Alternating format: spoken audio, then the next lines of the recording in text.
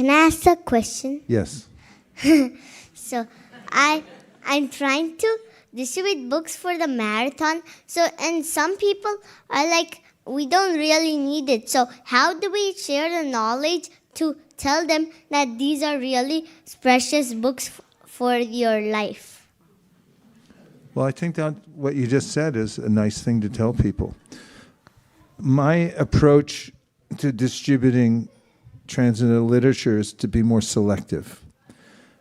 I keep my expectation at the level that if I keep a steady demeanor while I'm there, I don't become elated when I meet somebody that takes a book, and I don't become disappointed when somebody doesn't. And I do it as a practice that I approach anyone who's approachable. Some people aren't approachable. If you've ever noticed, some people run out of the store and they don't want to stop, and you can tell. So I like the word selective. I'm much more selective. And the way I look at the people I'm approaching is on a scale of 1 to 10. From 1 to 5, there's not an option to introduce them to the book. And I've learned by looking at the way people are reacting to me. Some people don't react at all. They pretend I'm not there. Other people, they say I'm in a hurry, or they just wave you off. Those are in the 1, 2s, 3s, 4s. 5s, you get somebody who smiles at you but with no teeth, like this. And you think, why bother if you're not going to show your teeth when you smile? That's at a 5. And you get a sense that they're not really that interested. But when it starts getting to 5.1, 5.2, 6, those people are very open. So rather than try to convince everybody, even the people say I'm not interested, I'm more liberal in letting them go. If I see there's a chance, then I'll go for it. And then the more people that go by, the more opportunity I have to meet the 6s and the 7s and the 8s, rather than really pushing it with the other ones. Does that make sense? So rather than convincing, I'm more selective. And I've given this example many times, like picking fruits.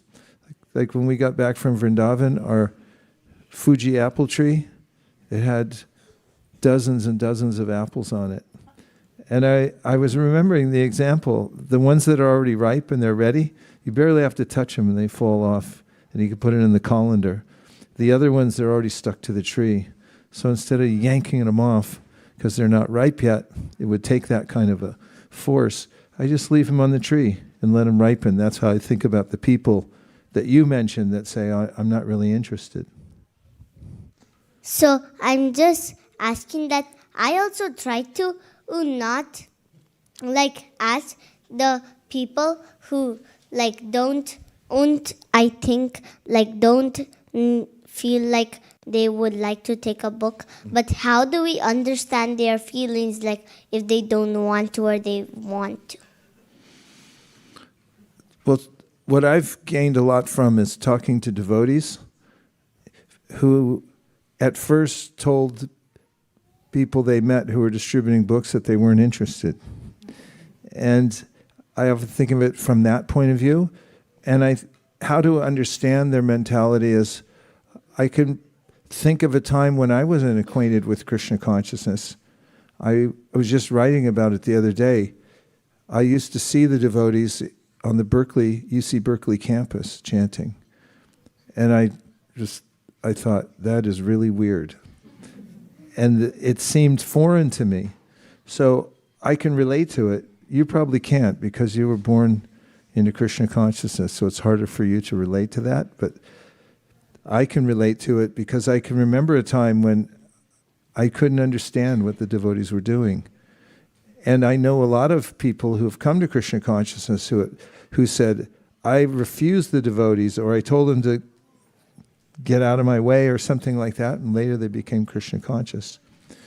I suppose one way to look at it is if somebody has already come in contact with Krishna consciousness and they have a little sukriti, then it's much more easy for them to be open for it. And if they don't have it, they don't have the context, they don't understand what you're doing, and they're more in the mode of passion or ignorance, it's very difficult for them to understand.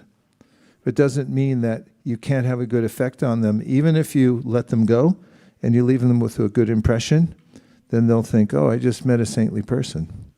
And the next time they see you, they might come up and say, oh, what is that you have? In fact, I've had that happen many times when people said, no, go away. And it's like, okay, have a nice day. And then they turn around and come back, well, what do you have?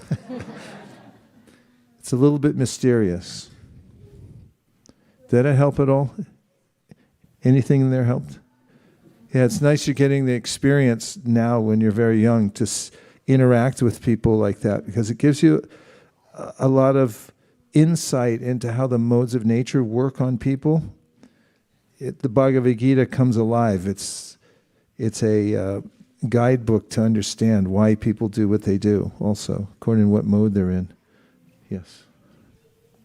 Thank you. Okay, 1, 2. Thank you for such a nice question.